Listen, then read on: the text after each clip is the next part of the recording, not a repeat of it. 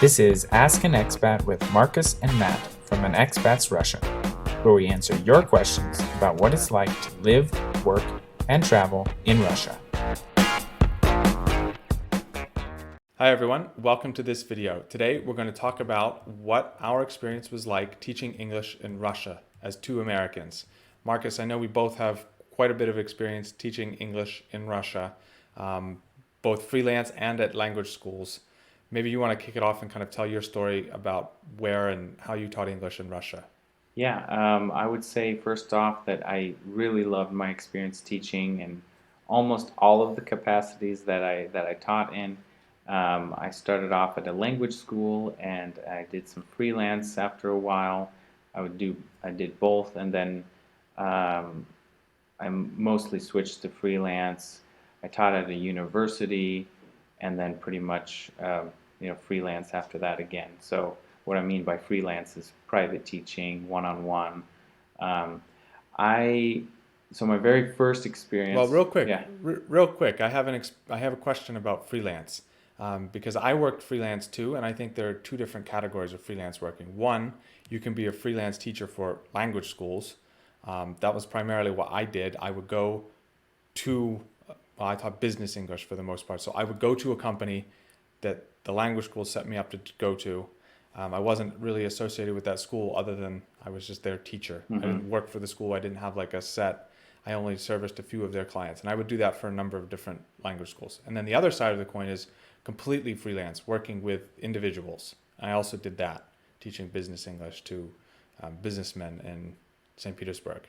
So I just want to let our viewers know that there are two kind of types of freelance work in Russia. You can be completely freelance, or you can be kind of like a contractor for a language school. Right. And maybe in another video we can go into kind of the reasons for that and the structure. But my first experience was at a very small language school in just outside Moscow.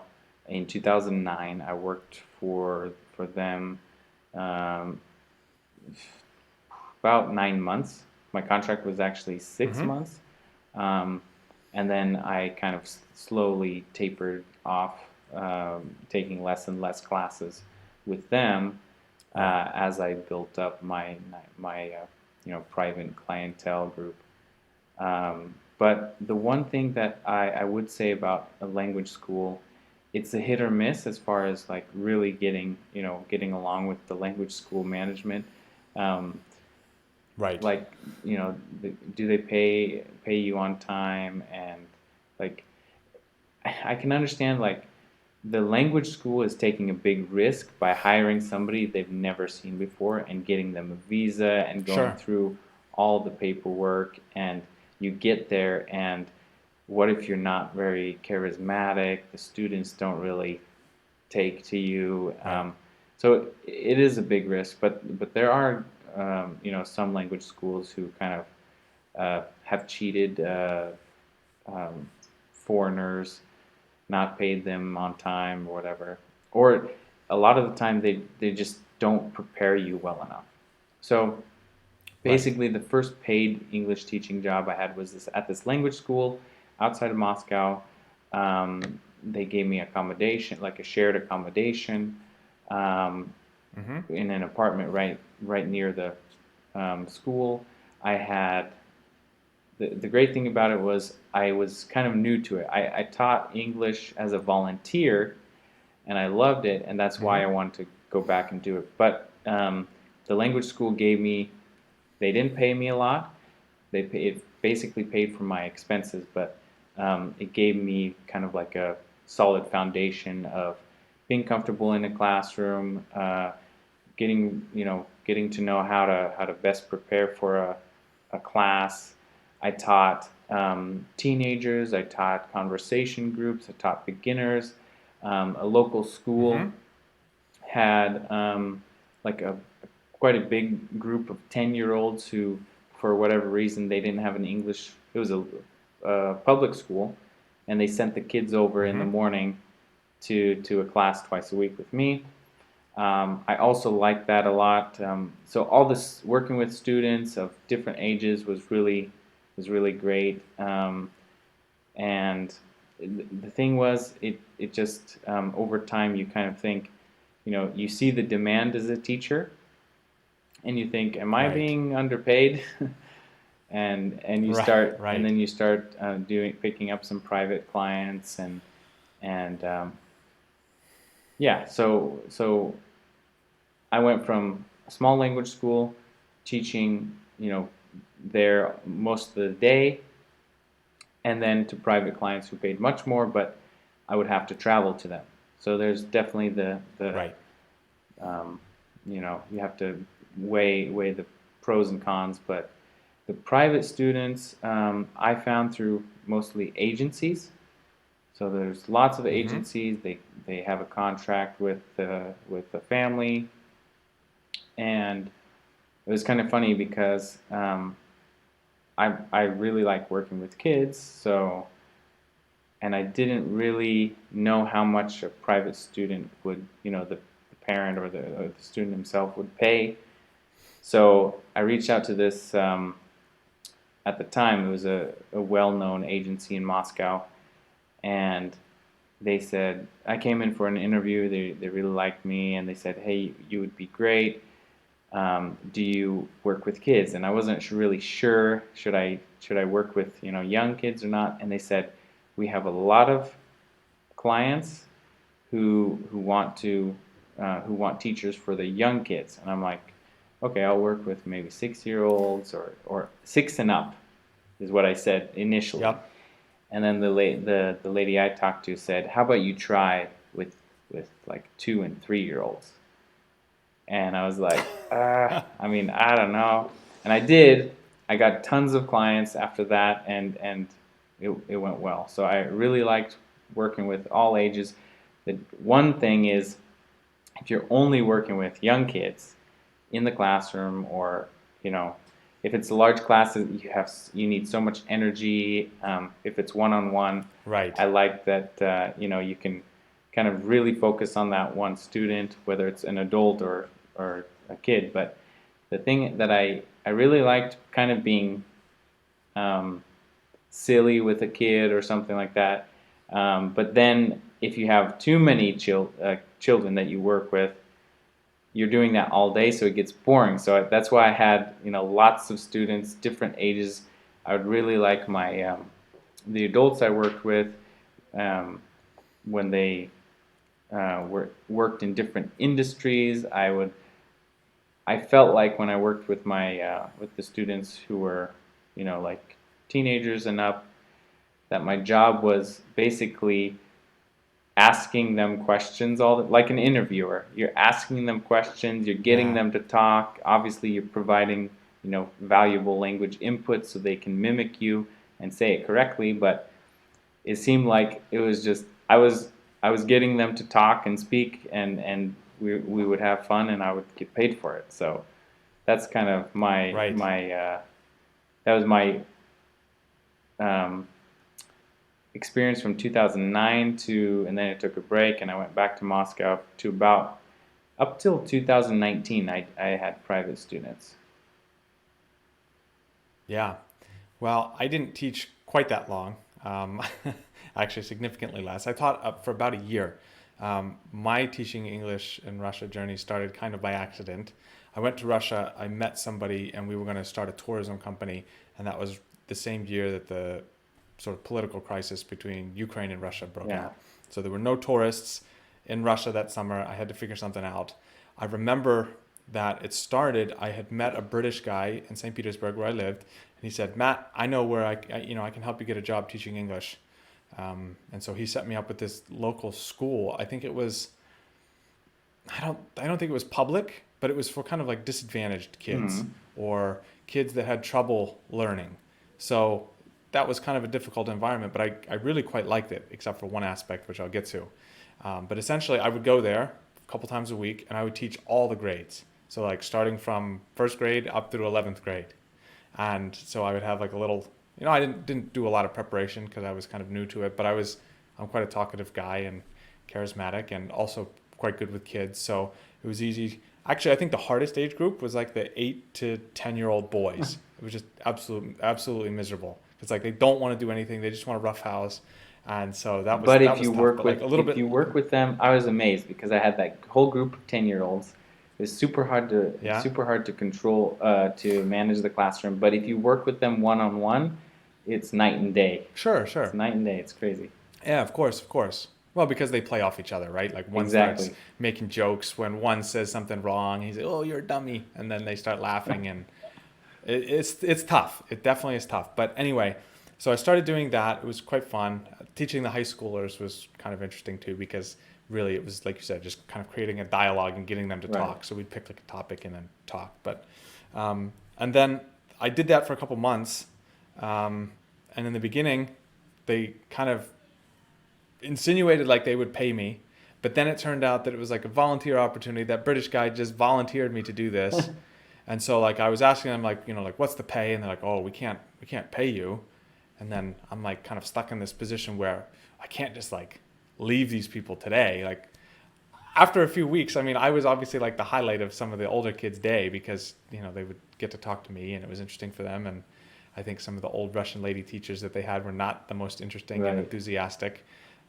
So I kind of stuck to that. But at the same time, I got an introduction to a language school in St. Petersburg, and I was kind of teaching, like I was saying at the beginning of the video, where they had companies that would come to them and say, we want a teacher to do business English lessons. And so then the school would talk with me and say, Matt, can you go to this or that company at this time? And those were good and bad, right? Because the lessons were either at 8 in the morning or at 6 at night. Right. And so you were always on the train at rush hour, and that was a pain. But you had I had some actual one-on-one students that companies were paying to have their employees taught. And then I also had groups. That was a lot of fun. And then as I kept going, as you said, you start to wonder, like, am I underpaid here or what? I remember getting paid $1,500 rubles an hour for these business English lessons. Mm-hmm. But when you factor in the travel to get to them, you were wasting a lot of time. Right. And again, they're only like an hour and a half or maximum 2 hours long. So, you're only getting 3,000 rubles, like $40, to spend, 40 minutes getting there, 2 hours there, 40 minutes back. And you're like, it's half a day for $40. It's not a lot of money. And then I met this other English kind of school, or let's call it an agency. They basically worked with wealthy individuals and they would send English teachers. But the way it worked was they would take, let's say, 5,000 rubles an hour and they would give me 2,500. Yeah. And they wouldn't do anything. They wouldn't help with transportation. And so at first it sounds good, like 2,500 an hour, but then you're usually going to more far-flung places where these wealthy people are living. It's harder to get there, longer to get there.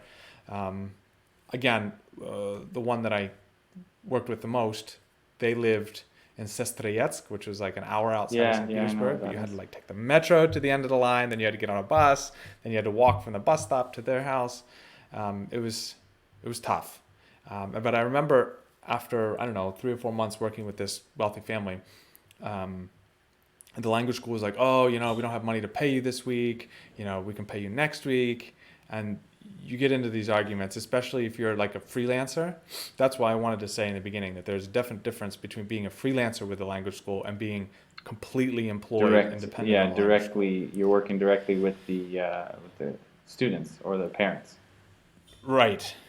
And so we got into this whole mess. And fortunately for me, the language school kind of dropped the ball with communicating with this wealthy individual. And so one time he just kind of said to me, like, Matt, do you like working with this school? And I said, well, to be honest, not really. They don't pay me on time, sometimes not at all. And he's like, how about this? You tell me how much you want and I will pay you directly. And I said, okay, 5,000 rubles an hour. And he's like, okay, no problem. And I was like, dang, I undersold myself. He must be paying more than that. And so that's how we did it from there on out. He would just pay me cash every time I came, and it was way better. Also, you build kind of closer relationship that way because when you're working through a language school, you don't know the boundaries. Like you're kind of a contractor, right? You're working for somebody in somebody else's house, and you don't know. And I found that after I started working with them, just one-on-one, then I started teaching his wife, and I was having lessons with his kids every once in a while. And it was a much more enjoyable experience. They would invite me to like stay afterwards and have like tea and desserts with them, and it was just a great experience. But after a while, I had a professional background before I went to Russia. So while I was teaching these people, so this guy, he ran a real estate company, and so I would, help prepare him for international conferences because he was talking with investors from the US and Europe, and he needed to speak better English for that. So we were talking about business topics, which was kind of where my expertise was from college, but I just found that it's very hard to teach people because even if someone's motivated, a lot of people don't actually have the desire to really learn another language. So They're doing, these people, they would ask the me every time adults would do it just because they needed the promotion or they Exactly. needed to travel, and Right. yeah, the kids weren't motivated because their parents would make them. Right. And so I think I could count on one hand how many students I had that were like truly motivated. And since I learned Russian, I had a lot of good advice for, how to learn a language. And so I would give that, and they would just keep asking me every single time, we had lessons like, Matt, what do I need to do to get better faster? I said, well, what we talked about last time would be very helpful. Did you watch a TV show in English since we last met? And they're like, oh no, I didn't have time. And Yeah. so like that, it got difficult for me. And that's how or not how, but more why I transitioned out of teaching English. So that's my story. I taught English for about a year in St. Petersburg. I had a lot of fun, but there were certainly ups and downs. Not getting paid was a big hassle. So I would also say, as one big piece of advice, you need to be very confident in yourself. If you're going to work freelance, like Russians, they're very direct. It's not like Americans where you can kind of beat around the bush, what your price is, or sometimes you have to say like, you need to pay me now, or I'm not going to the next lesson. Yeah. I found that was... I actually didn't have a lot of trouble getting paid. I hear that a lot from Really? Yeah, from expats and other language teachers, but I can't even remember once when I didn't get paid. Huh. Well, I would say consider yourself lucky. No, I've heard it so many times. I mean, I'm trying to think. Was there there were situations where we didn't agree, like it just wasn't good. Sometimes my personality didn't fit their personality, or they were too demanding, and I'd just say, Sure. what, this, I think you should find a different teacher, or it didn't happen often. I pretty much got along with everyone, but as a piece of advice for anyone thinking about teaching in Russia, number one, you should definitely have a genuine interest in Russia or Russian. And two, Right. You should like people. I mean, I've seen English teachers who just do it because they want to be in Russia, and that they see that as the only way to like make Right. some money or go travel and pay their costs, their expenses. But I mean, nowadays there's a lot of foreigners in Russia, and if they don't like you, they'll just get a different teacher. They'll find a new teacher. Right. So- Right. But there were some points that I wanted to make while you were you brought up some good points where the travel is really depends what you're doing, like how far you have to travel, how long you have to travel.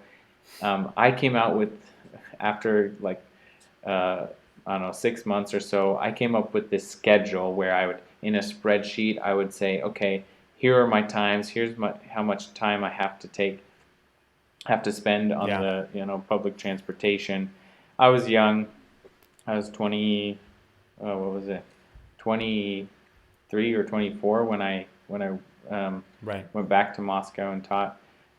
So I could be on the metro like 2 to 3 hours a day. But what I would do on the metro was read. I'd read. I'd prepare lessons. Yeah. When I got home, I didn't have to prepare lessons.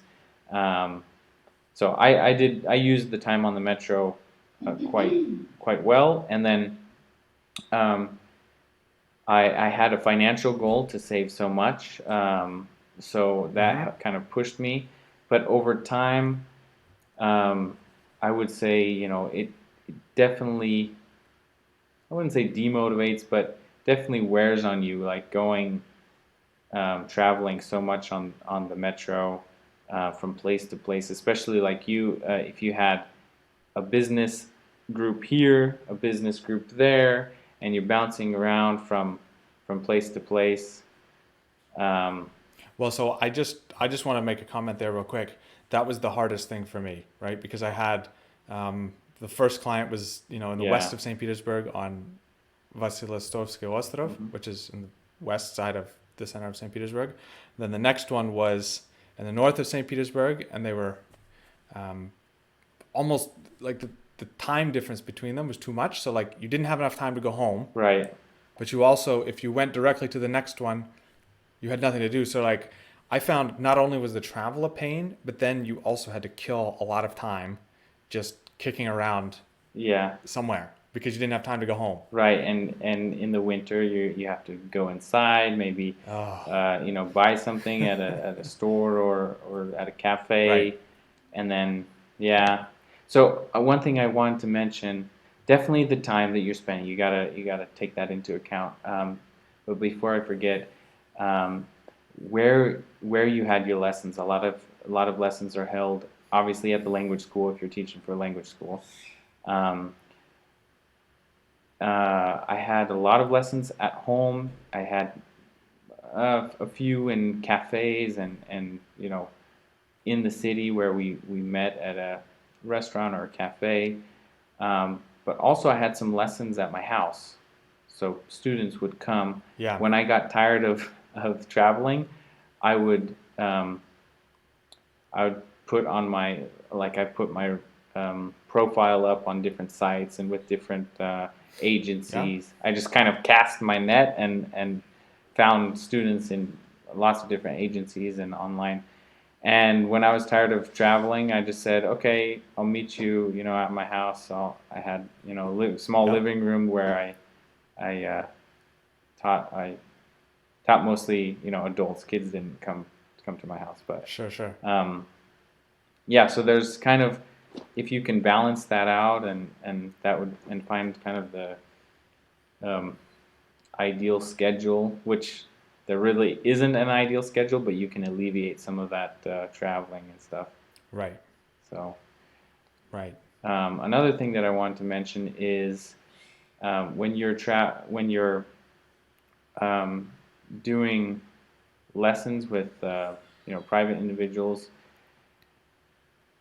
you don't really know what they're expecting as far as pay, and you don't really want Mm-hmm. to agree to a lesson too fast because you don't know all the details. It's a lot of the agencies are like, what are you going to charge, or what's your top, what's your price, and you kind of say a price or you say your rate, but you kind of expect that the expectations are normal, but then when you get there, it's like, oh, I want you to do this and this, and it's kind of too much. Like the expectations are all over the place, and so I found that Yeah. naming your price right off the bat was dangerous because you don't Right. know. Sometimes they'd say, well, it's right next to the metro, and you'd get there Oh and yeah. you'd My walk gosh. like 15 It's a minutes in the snow. Yep. I was just going to say that the one that I taught in the west of St. Petersburg on the island, they told me when I signed up for it that it was right by the metro, right? So I go and I look, oh, okay, it's 20 minutes on the metro, 23 minutes on the metro. Well, yeah, but once you get there, it's 15 minutes walk through slush and ice and uncleared roads until you get there, and then you're already soaking wet. It's only 8 in the morning. There were some bad mornings, not gonna lie. I remember, especially in St. Petersburg, you get up, you get there, the weather's terrible, and it's pitch black, and you're just like walking there. So it can wear on you. Right. Just these, you think, oh, it's only 15 minutes, right? But if every lesson you have in different corners of the city are 15 minutes walk for the metro, believe me, after 3 weeks, it's going to wear on you hard. I can tell you that I didn't start gaining weight until I moved away from that from that kind of schedule. Yeah. Because I was always walking, and I didn't mind. Again, I didn't mind it at first, but you over time you kind of want to pick and choose the clients that you want to, the students that you want to work with. One thing that I really loved about teaching English, besides working with individuals, is I worked at a university teaching English for third and fourth year students, and also I had a master's group. I loved almost everything about that except the management at the university. So that was nice because they basically, it was somebody told me, hey, they're looking for an English teacher, and I approached them. I said, hey, I have Tuesdays and Thursdays. I'll do lessons all day, but I'm not going to do like lessons Monday through Friday, 2 hours each day. I'll do lessons from morning to the evening, and I can dedicate 2 full days. And they're like, okay. So they built their schedule around my schedule, and the pay was terrible, but I didn't really care because I kind of had my schedule and I wanted the experience. Right.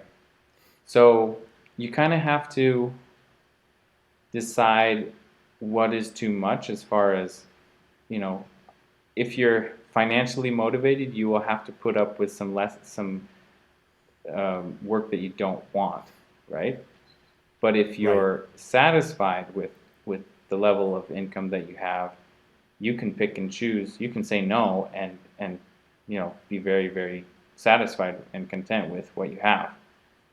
A lot of people would take on students that they don't like or they don't want to work with or are too far away, and they would complain later, and I'd say, why don't you just, you can just be satisfied with what you have. So Right.